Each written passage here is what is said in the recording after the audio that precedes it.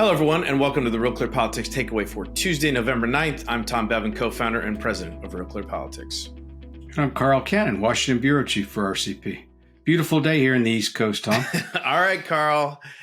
I know you're going to say it, so you told me so. You know, to quote Gabriel Byrne's character in Miller's Crossing, that phrase, "I told you so," I never use it, and I don't like people who do.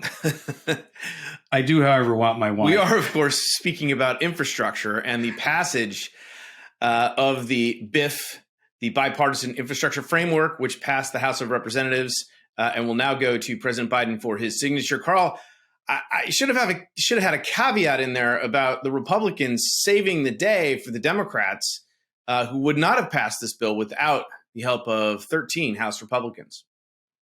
Well, I think 100 of them should have voted for it personally. But what you should have done was have a time limit on it, Tom. I certainly didn't think when we made this bet in January it would take this long.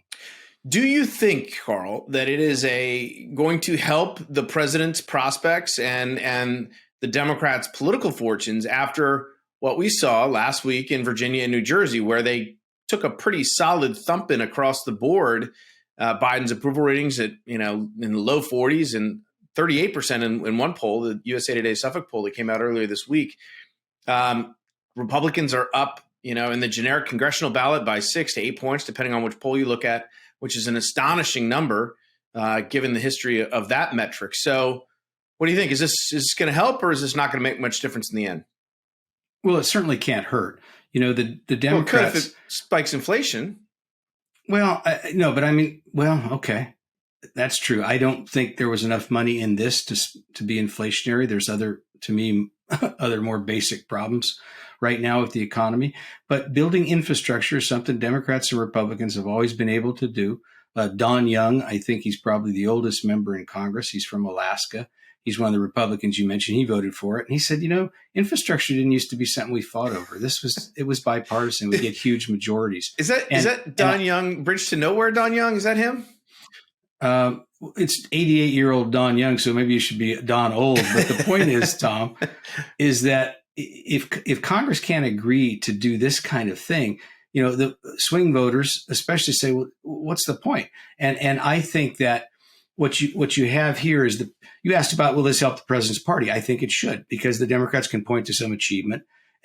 Instead of just bickering all the time among themselves and denouncing Donald Trump, they got together and did something. And they didn't get any help from the Republicans. And I think that might play the opposite way you're suggesting. I think they didn't get any help from Republicans.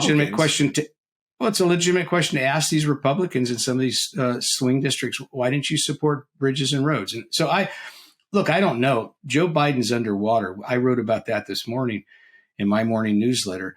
The latest poll shows him 21 points under. That's not good for his party in midterm elections. No one would say it is.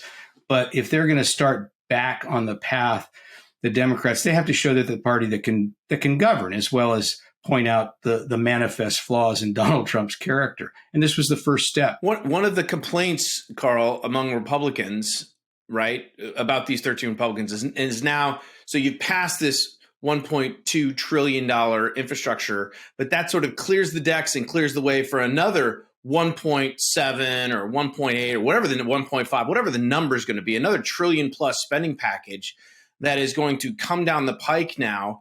And, theoretically wouldn't need any Republican votes, right? But they've effectively cleared the way for that to happen. So they're not just on the hook for the 1.2 trillion, but they've enabled another, $1.5 trillion of spending, social spending, all the stuff that Republicans are theoretically opposed to.